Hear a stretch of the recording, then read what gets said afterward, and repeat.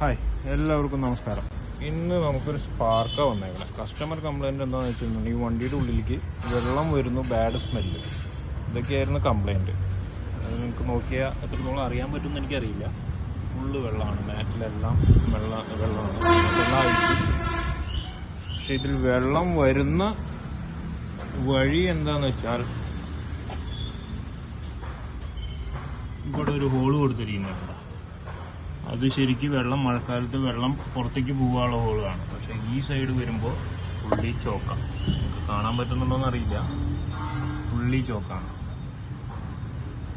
Dust വന്ന് അടഞ്ഞ് fully ചോക്കാം. ഇത് എപ്പോഴും എല്ലാ വണ്ടിക്കും പറ്റാവുന്നതാണ്. എല്ലാ വണ്ടിക്കും ഈ കംപ്ലൈൻറ്റ്സ് ഉള്ളതാണ്. ഒരുവിധം ആ ഹോള് ബ്ലോക്ക് ആണെന്നുണ്ടെങ്കിൽ വെള്ളം പോവില്ല. ആ വെള്ളം ഒന്നുമില്ലെങ്കിൽ ഇതിലൂടെ ഉള്ളിലേക്ക് കയറും. അങ്ങനെ മാറ്റെല്ലാം നനയും. ഇന്ന് അങ്ങനെ ചെറിയൊരു പണി കിട്ടിയിരിക്കുകയാണ്.